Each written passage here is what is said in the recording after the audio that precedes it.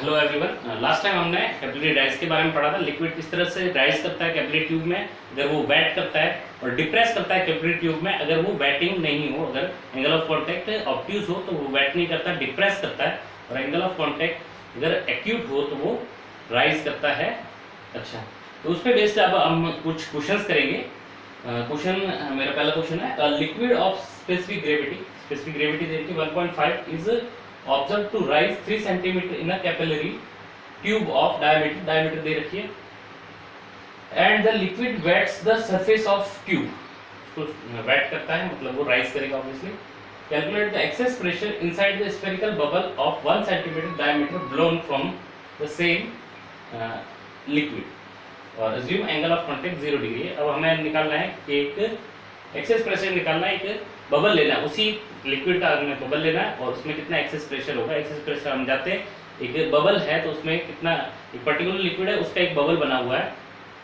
Bubble मतलब अंदर भी एयर है और बाहर भी एयर है, तो जैसे सोप बबल होता है उसी तरह से इस लिक्विड का बबल लिया तो कितना होगा 40/r एक्सेस प्रेशर होगा। 40/r रेडियस डायमीटर दे रखी, तो हमें सरफेस टेंशन निकालना है। हमें सरफेस टेंशन निकालना है तो हम जो कैपिलरी राइज वाला फॉर्मूला लगाएंगे। तो मैं ये क्वेश्चन लिखेंगे, मैं इसका सॉल्यूशन करता हूँ।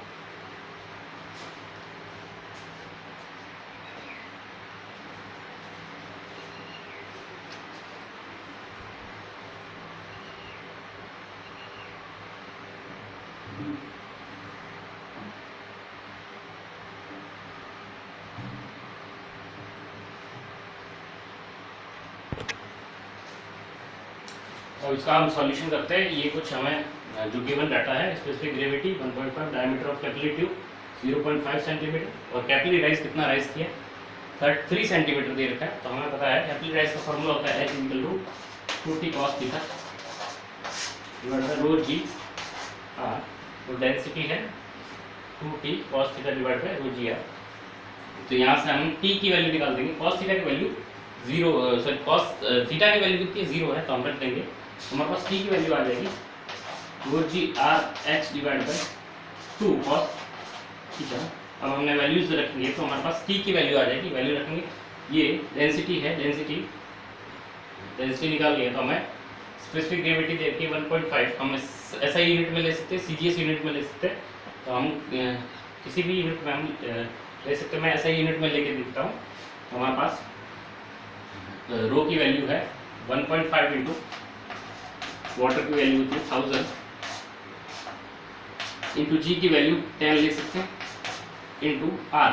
हमारे पास इसकी डायमीटर ऑफ कैपिलरी ट्यूब है इतने देर के 0.5, इसका आधा 0.25 मिलीमीटर 10⁻³ मीटर डिवाइड बाय 2 और cos 0 की वैल्यू cos यहाँ पर 0 रख देंगे, cos 0 की वैल्यू 1 आ जाएगी। यहाँ से हमारे पास t की वैल्यू आ जाएगी।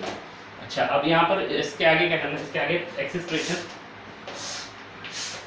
p एक्सिस हमें पता है बलून में बबल में कितना होता है 40/r। उस बलून का रेडियस दे रखा है, डायमीटर दे रखा है, t यहाँ से आ जाएगा। हम यहाँ से वैल्यू पुट करेंगे। जो मैं आंसर है वो आपको मैं लिख देता हूँ। इसका आंसर p एक्सिस कितना होगा, p एक्सिस की वैल्यू जो आएगी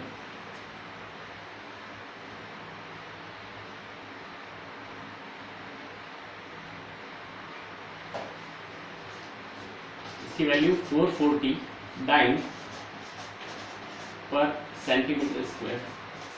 तो ये जो आंसर है सीजीएस यूनिट में दे रखा है, आप ऐसे में भी निकाल सकते हैं और इसमें कन्वर्ट कर सकते हैं, या फिर सीधा सीजीएस में निकाल के हम इसको लिख सकते हैं।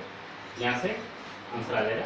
अगर सीजीएस में लिखना है 1000 की जगह 1 आ जाएगा, 1.5 इंटू 1 इंटू 10 की जगह 1000 आ जाएगा, क्योंकि मीटर पर सेकेंड स्क्वायर सिंपल सा यूनिट एंड डायमेंशन का है।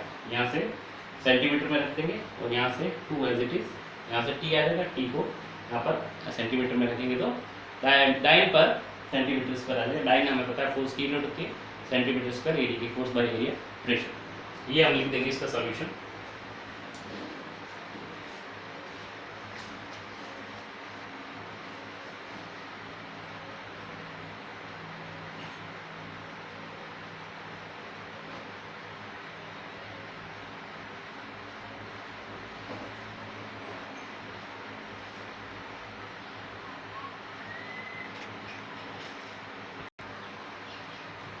हमारा नेक्स्ट क्वेश्चन है drop of water of volume दे रखा है वाटर के ड्रॉप का 0.05 centimetre cube is pressed between two glass plates.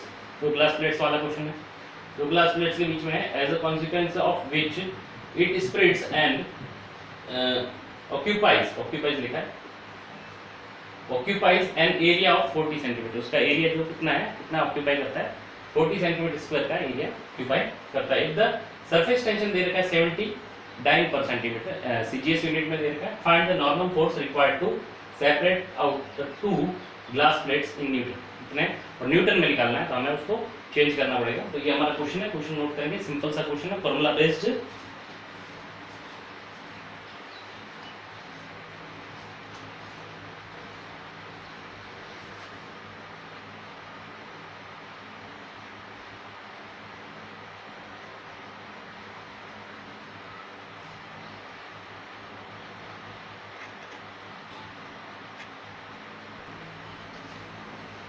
इसका हम सॉल्यूशन करते हैं, जो हमें गिवन है वो हमने दे रखा है।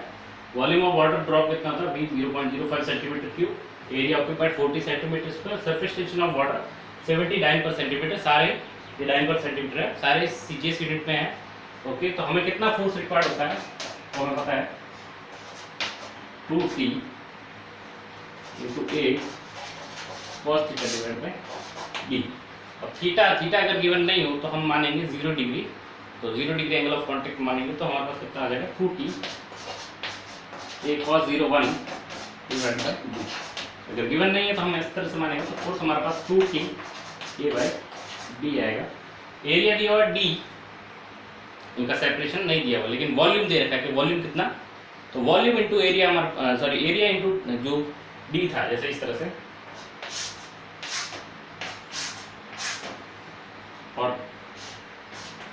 और ये एंगल हमने 0 डिग्री माना, तो इस तरह से कुछ इस तरह से बनेगा, तो एंगल कितना हो जाएगा 0 डिग्री हो जाएगा। तो ये हमारे पास वाटर ड्रॉपलेट है, तो एरिया ऑक्यूपाइड A है और ये D है, तो वॉल्यूम कितना हो जाएगा, वॉल्यूम A इंटू D हो जाएगा। तो हमारे पास इसको ऊपर नीचे A से मल्टीप्लाई कर दूँ, 2T A by D into divide by A। ऊपर नीचे हमने A से मल्टीप्लाई कर दिया, तो कोई फर्क नहीं पड़ेगा, तो यहाँ से कितना आ जाएगा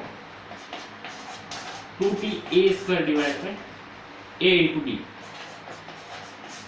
और A इंटू यहाँ का एरिया कितना स्प्रेड हुआ था into D, area into D कितना आ जाएगा, इसका वॉल्यूम आ जाएगा वापस, कितना वॉल्यूम है, तो ये वॉल्यूम हमारे पास इस तरह से लिखेंगे 2T A square divide by volume. T हमें पता है, एरिया पता है, वॉल्यूम पता है, तो हम यहाँ से निकाल सकते हैं फोर्स डाइन में आ जाएगा, उसको कन्वर्ट कर देंगे 10⁻⁵ से, 10⁵ 1 डाइन इक्वल टू 10⁻⁵ न्यूटन करके हम कन्वर्ट कर सकते हैं। यहाँ से हम इतना लिखेंगे, मैं सॉल्यूशन कर देता हूँ,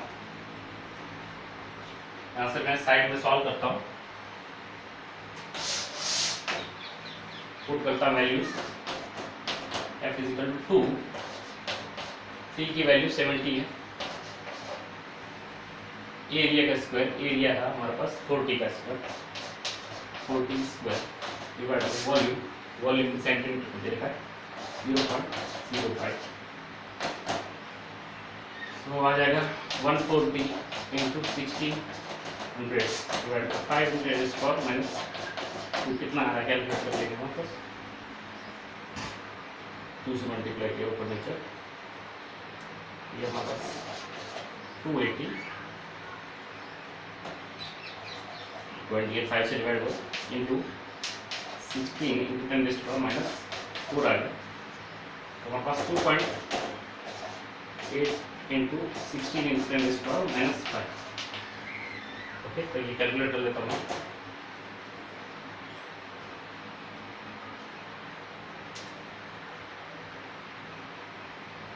कैलकुलेट कर लेता हूँ कैलकुलेट से, ये हमारे पास 45 समथिंग आएगा इंटू 10⁻⁵ डाइन में आ जाएगा, उसको न्यूटन में कन्वर्ट कर देंगे, लिखेंगे हम सॉल्यूशन।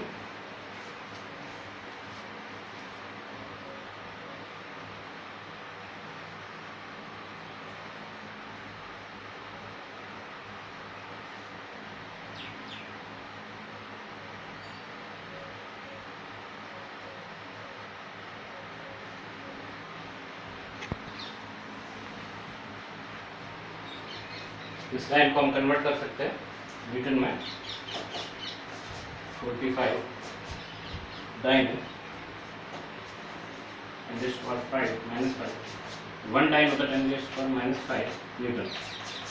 तो -5 -5 -10 होता है 45, लगभग अप्रोक्सीमेटली 45 10⁻10। यहाँ से हमारे पास न्यूटन में आंसर आ गया। जो डाटा गिवन है उसके अकॉर्डिंग हमारा आंसर आ गया। तो इसको लिखेंगे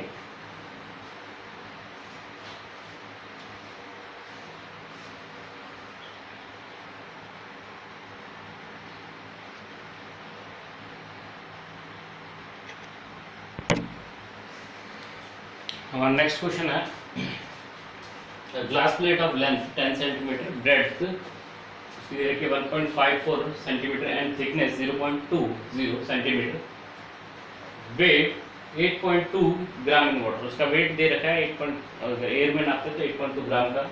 it is held vertically with long side horizontal. उसको वर्टिकली उसको हेल्ड किया गया है विथ लॉन्ग साइड, जो सबसे लंबी साइड थी 10 सेंटीमीटर, वो हॉरिजॉन्टल है। And lower half under water, जो लोअर इसका हाफ, जो लोअर हाफ है उसका आधा पानी में आधा पानी से बाहर है। Find the apparent weight of the plate. Surface tension दे रखा water is 73 dyne per centimetre. अगर सरफेस टेंशन को नेग्लेक्ट कर देते तो हमारे पास फोर्स ऑफ बॉयंसी हम निकाल देते। Force of buoyancy apparent wait होता है total weight minus force of buoyancy, तो अपरेंट वेट हम उसका निकाल सकते हैं। उसको हेल्ड किया है, हेल्ड किया मतलब अपन ने खुद से उसको पकड़ के रखा है और इस तरह से उसको हेल्ड किया है। ठीक है, तो हमारे पास इस डाटा से हम इस क्वेश्चन को सॉल्व करेंगे। तो क्वेश्चन लिखेंगे हम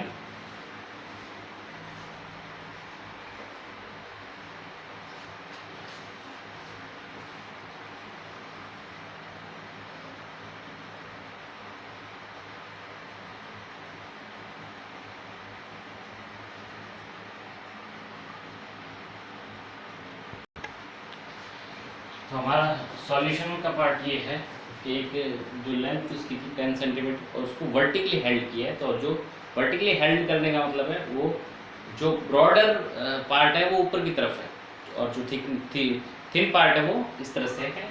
तो ये थिन पार्ट इस तरह से है, आपको लिखा है मैंने थिन पार्ट T 0.2 सेंटीमीटर इस तरह से है, पतला वाला पार्ट, और लंबा वाला पार्ट इस तरह से, और इस तरह से कोई इस तरह से एक लंबी सी ये हमारे पास रॉड है और ये वाला पोर्शन ऊपर है उसको हेल्ड किया गया है। ओके, तो हमारे पास ये 1.5 सेंटीमीटर 54 सेंटीमीटर इस तरह से ऊपर की तरफ है, तभी इसने बोला वर्टिकली हेल्ड किया गया और विथ लॉन्गर पार्ट हॉरिजॉन्टल। ठीक है, तो हम इस तरह से करेंगे इस तरह। तो हमारा कौन सा पोर्शन ऊपर रहेगा ये, और इसने बोला कि आधा पोर्शन डूबा हुआ है आधा ऊपर है, आधा पोर्शन डूबा हुआ है और आधा ऊपर है, और तो हमारे पास इसको हमने इसको हेल्ड किया है इस तरह से। तो आधा पोर्शन फोर्स ऑफ बॉयंसी कितना लगेगा, force of buoyancy volume of solid कितना सबमर्ज्ड है into rho of liquid into जी।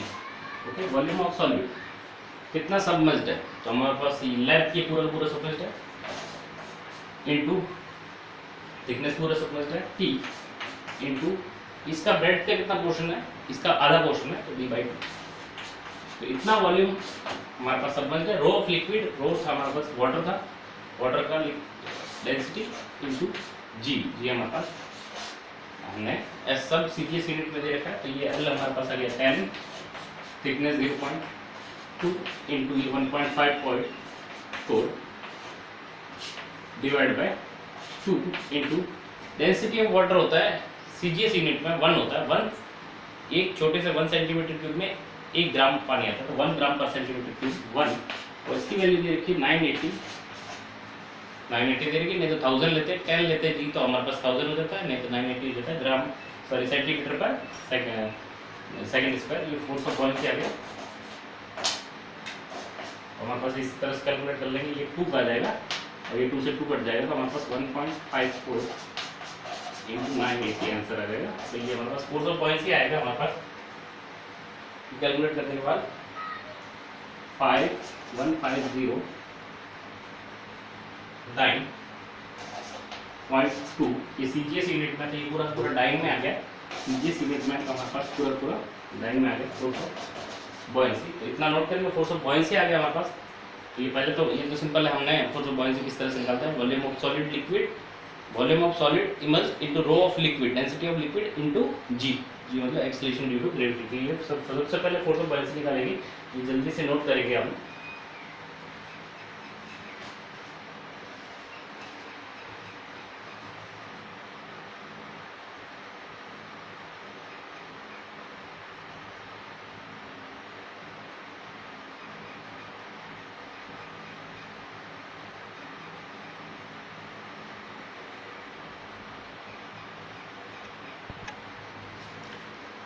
इससे नेक्स्ट अब हमने सरफेस टेंशन दिया, तो सरफेस टेंशन की वजह से फोर्स लगेगा।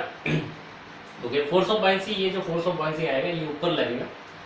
अब होता क्या, सरफेस टेंशन क्या होती है, स्ट्रेच्ड मेम्ब्रेन ट्रैक करना चाहती है, तो ये इसको डाउनवर्ड पुल करेगी। अगर हम इसको ऊपर खींचना चाहेंगे तो इसको डाउनवर्ड पुल करेगी, तो जो जितनी लेंथ उसकी कांटेक्ट में है इनटू सरफेस टेंशन, हमारे पास वो surface tension into length contact में होता है, वो हमारे पास सरफेस टेंशन की वजह से फोर्स आ जाता है। तो लेंथ कितनी कांटेक्ट में, लेंथ आप देख सकते हैं इतनी कांटेक्ट में, ये वाला पोर्शन आप इस तरह से देख सकते हैं, ये वाला पोर्शन, ये वाली जो लेंथ है, ये वाली लेंथ है, ये वाली लेंथ है और ये वाली लेंथ, इतनी लेंथ कांटेक्ट में है। तो हमारे पास इतनी लेंथ कांटेक्ट में है, तो हम किस तरह सरफेस टेंशन का फोर्स लग जाएगा, फोर्स सरफेस टेंशन का लगेगा, फोर्स सरफेस टेंशन का हम उसको एफ लिखते हैं। लेंथ इन कांटेक्ट कितनी है, लेंथ इन कांटेक्ट ये पूरा 4, ये कितना हो गया 2 × 10 + 2 × 0.20, इतना centimetre into surface tension T × L। हमारे पास सरफेस टेंशन की वजह से फोर्स आ गया।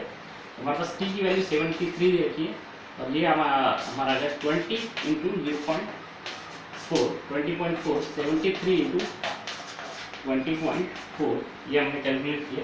इसका आंसर आएगा, कैलकुलेट करके देखता हूँ,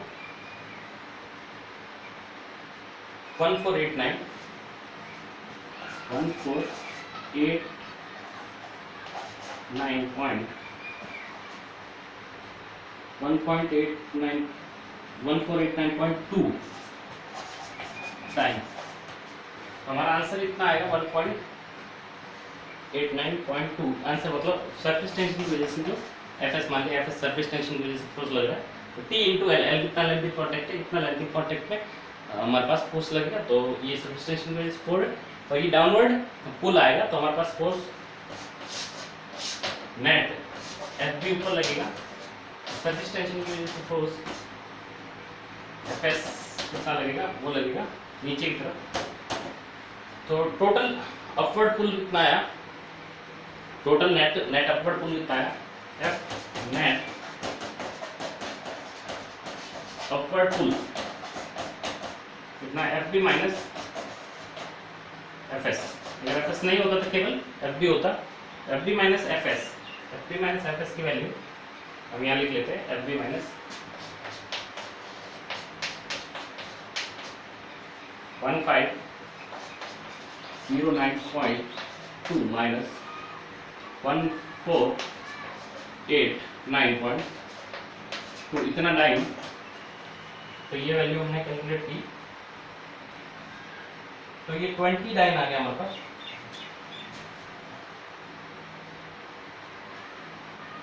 ओके 20 आ गया, 29 दिख रहा है। तो ये एफ नेट अपवर्ड लग रहा है कितना, एफ अपवर्ड कितना लग रहा है, कितना अपवर्ड अभी भी लग रहा है, मतलब हम मान सकते हैं सरफेस टेंशन और जो फोर्स ऑफ बॉयंसी उसकी वजह से नेट अपवर्ड फोर्स कितना लग रहा है, इतना फोर्स लग रहा है। mg डाउनवर्ड लग रहा है, तो एफ नेट कितना हो गया, अगर इसको स्प्रिंग बैलेंस पे रखा गया है, इसको रखा गया है, हैंडल किया हुआ है, तो कितना होगा, स्प्रिंग बैलेंस पे रखा गया है, तो हमारे पास कितना होगा उसका, तो हम लिखेंगे कि mg माइनस कितना नॉट नेट अपवर्ड लगा, तो वो हमारे पास जो नॉर्मल फोर्स होगा वो हमारे पास आ जाएगा, हमारा उसकी वैल्यू। तो ये नोट करेंगे, मैं लिखता हूँ लास्ट में क्या आंसर आएगा।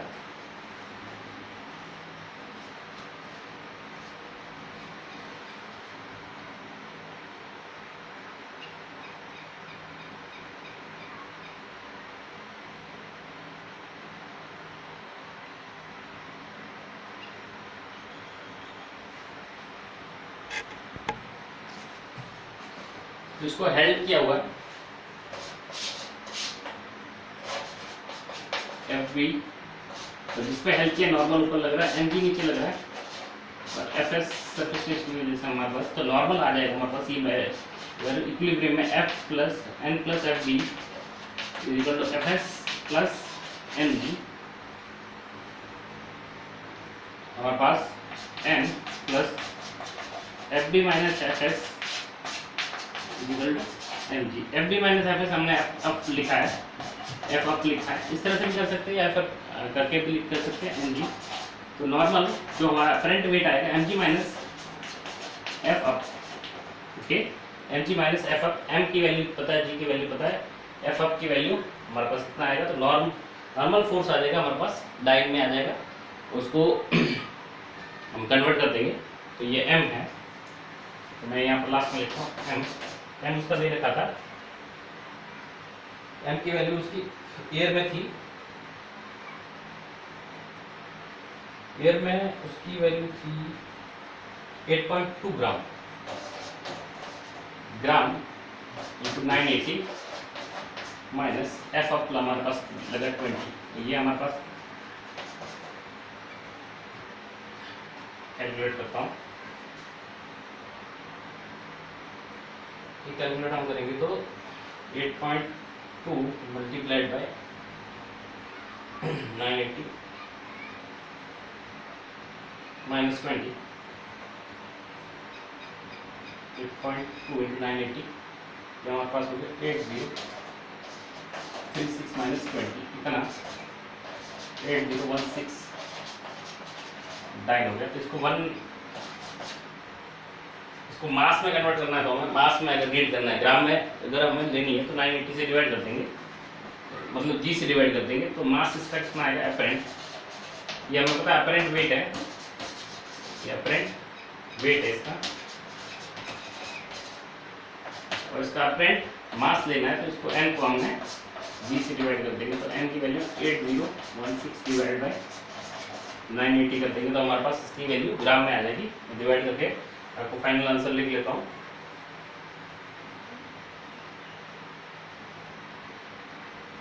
नाइन 980 से डिवाइड करना है 8.179 इतना ग्राम इसकी वैल्यू आ जाएगी। नोट करेंगे, इसको आंसर लिख लेंगे।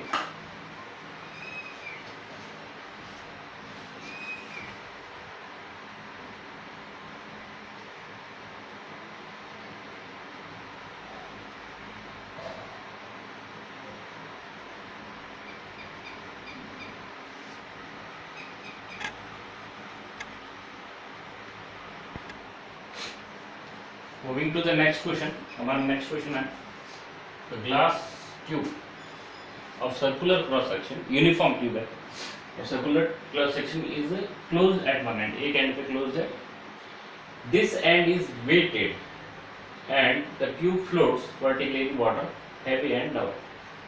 ट्यूब ये जो एंड था वेटेड था, मतलब भारी वाला एंड था, और ये वाला नीचे है, भारी वाला एंड नीचे है, तो भारी वाला एंड नीचे है और फ्लोट कर रही है heavy and down. How far below the water surface is the end of the tube? उसका जो heavy end है वो कितना नीचे है, heavy end है obviously कितना नीचे रहेगा, और given है हमें outer radius of the ring, जो of the tube radius, tube की radius दे रखी है, mass of the weighted tube, पूरा mass कितना weighted tube का 0.2 ग्राम है, सर्फेस टेंशन दे रखी है वाटर की, और जी की वैल्यू दे रखी है। तो ये क्वेश्चन नोट करेंगे हम, ये पिछला वाला क्वेश्चन किया उसी तरह से ही है, फोर्स ऑफ बॉइंसी ऊपर लगता है, सर्फेस टेंशन नीचे लगेगा और mg नीचे लगेगा, और ये क्या कर रही है, फ्लोट कर रही है, तो सारे फोर्सेस बैलेंस हो जाएंगे, mg नीचे, सर्फेस टेंशन का फोर्स नीचे और फोर्स ऑफ बॉइंसी ऊपर की तरफ। तो सिंपल सा इक्विलिब्रियम का क्वेश्चन है, नोट करेंगे, क्वेश्चन नोट करेंगे।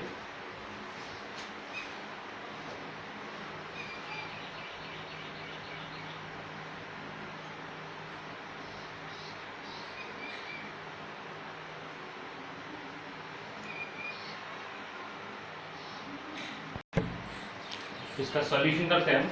मान लिया कुछ पोर्शन ये हैवी एंड है, ये अंदर है वाटर के, मान लिया इसकी लेंथ L, लेंथ अंदर है, इस तरह से कुछ है, तो हमारे पास इस पे mg नीचे लगे और इक्विलिब्रियम में है, फ्लोट कर रहा है मतलब इक्विलिब्रियम।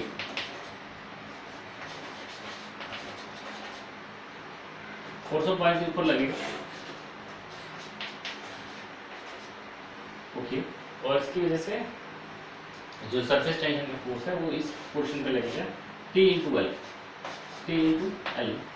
हमारे पास नीचे लगेगा। इक्विलिब्रियम में है तो Fp is equal to mg plus surface tension का force P into L. L ये वाला नहीं है, ये एल ये वाला है, एल ये अगर हमने लिया है तो ये टी एल कितना होगा, T into 2 T into length कितनी है कॉन्टेक्ट में 2 टी इंटू 2 हम एल नहीं लिखते इसको, टी इंटू 2 आर लिखते हैं। M g plus T into 2 is equal to F D. F D हमें पता है volume of solid submerge emerged in the liquid, rho of liquid into g is equal to M g in plus T into 2 ये हमारा question solve हो चुका है। यहाँ पर वॉल्यूम ऑफ सॉलिड, ये एरिया पाई आर स्क्वायर, ये सारा डाटा दिया हुआ है। यहां से मैं वॉल्यूम है पाई आर स्क्वायर इंटू कितनी लेंथ है इमर्ज्ड है एल, तो हमें निकालनी है, into rho of liquid, rho of water हमें पता है, इंटू जी हमें पता है, equal to M g plus T into 2 सब कुछ डाटा रख देंगे तो यहाँ से एल की वैल्यू आ जाएगी। तो मैं आपको फाइनल आंसर लिख देता हूँ। पाई आर स्क्वायर, आर रेडियस वगैरह सब कुछ पता है। डेंसिटी ऑफ वाटर अगर सेंटीमीटर में लेना तो 1 लेंगे, 980 लेंगे, लेंथ रेडियस सेंटीमीटर में, एम ग्राम में, 980 टी 9 पर सेंटीमीटर में। तो हमारा जो एल की जो मैं आंसर आपको लिख देता हूँ, एल का आंसर हमारे पास कितना आएगा, एल की वैल्यू 4.31 सेंटीमीटर, 4.31 सेंटीमीटर आएगी। तो जो हमारा आंसर आएगा, लेंथ हमने कैलकुलेट की, यहाँ से एल आ जाएगा 4.31 सेंटीमीटर। इसको हम नोट करेंगे सारा डाटा पुट करने के बाद। तो आंसर मैंने लिख दिया है।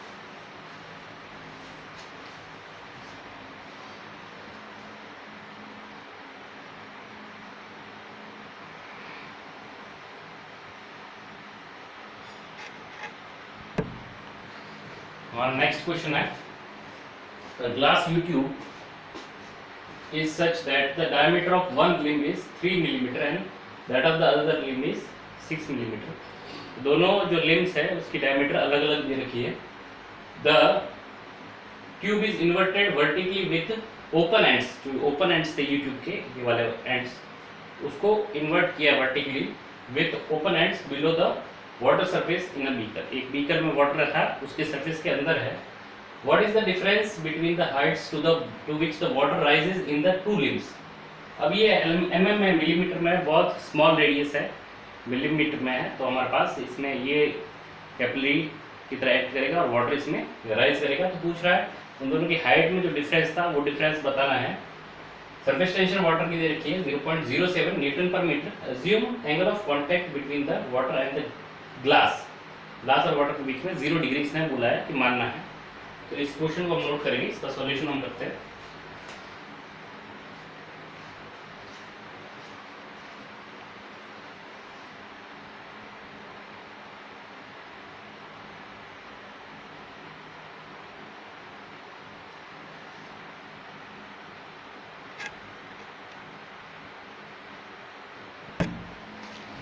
इसका हम सॉल्यूशन करते हैं। मान लो एक ट्यूब थी, इसकी रेडियस R3 मिलीमीटर और इसकी 6 मिलीमीटर दे रखी है, तो इसको हमने बोल दिया R1 है, और इसकी रेडियस दे रखी है R2 स्मॉल R1 और R1 और R2 दोनों दे रखे, सरफेस टेंशन दे रखी। अब हमें पता है कि जो राइज करता है H is inversely proportional to radius, जितना ज़्यादा नैरो ट्यूब होगा उसमें ज़्यादा पानी चढ़ेगा, तो इसमें कैपिलरी राइज ज़्यादा होगा। तो मान लिया यहाँ पर कैपिलरी राइज, यहाँ तक पानी भरा, और इसमें यहाँ तक पानी भरा, और इसने बोला एंगल ऑफ कॉन्टैक्ट 0 डिग्री है, तो ये तो 90 डिग्री बन रहा है, तो हम इस तरह से बनाएंगे सरफेस, और इसमें इस तरह से सरफेस बनाएंगे इसे, ताकि ये कॉन्वेक्स सरफेस बन जाए। यहाँ पर एंगल ऑफ कॉन्टैक्ट 0 डिग्री है, आप ऐसे बता सकते हैं ये इसका इसके टेंजेंट ये है और इसके साथ एंगल कितना है 0 डिग्री, तो ये 0 डिग्री वाला इस तरह से बनता है। 0 डिग्री पूरा एकदम प्योरली उसको टेंजेंशियली टच होके जाता है, इस तरह से स्मूथ सरफेस बनता है। इसको हमने बोल दिया ए पॉइंट है और ये हमने बोल लिया मान लिया जस्ट बिलो, जस्ट अबव ए पॉइंट है और ये जस्ट बिलो बी पॉइंट है। वैसे ही यहाँ पर ले लिया हमने एक सी पॉइंट और इसके जस्ट बिलो डी पॉइंट, और हमें पता है ये जो ये बी और डी का जस्ट बिलो है, ये हाइट का डिफरेंस h है जिसको हमें बताना है, जिसका वैल्यू हमने कैलकुलेट करना है। तो यहाँ से हम देख सकते हैं ये कॉन्वेक्स कॉनकेव अपवर्ड है, यहाँ का प्रेशर ज़्यादा है, तो यहाँ का रिलेशन प्रेशर ए और बी का लिख सकते हैं। P is greater P B से कितना ज़्यादा है हमें पता है, कितना ज़्यादा होता है 2t by R. 2t by R, R क्या है मिनिस्कस का रेडियस, जो मिनिस्कस है उसका रेडियस कैपिटल R 1 बोल दिया, यहाँ का मिनिस्कस का रेडियस R1 बोल दिया, यहाँ पर ये जो मिनिस्कस बना है इसका रेडियस R2 बोला। ओके वैसे ही ओके तो हमारे पास PB प्लस 2t बाई ये R और स्मॉल r में हमारा रिलेशन पता था R बाई कॉस थीटा, तो हमारे पास कॉस वैल्यू कितनी है, तो ये हमारे पास PB equal to 2t cos theta by small r R1।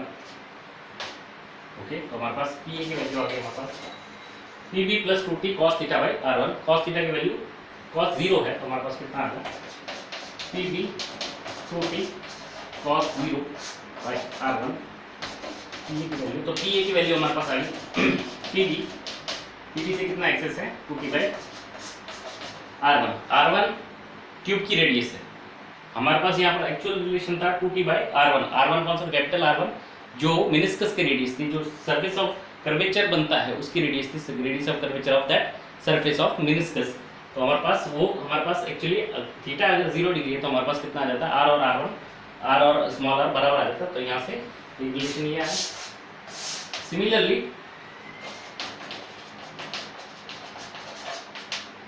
हमारे पास C और D के बीच में भी रिलेशन देखेंगे, PC equal to PD plus 2t by यहाँ पर मिनिस्कस का रेडियस R2 है और R2 सिमिलरली उसी तरह से करेंगे PC equal to PD plus 2t ये स्मॉल r2 बाई कॉस 0 की वैल्यू 1 है, तो यहाँ से PC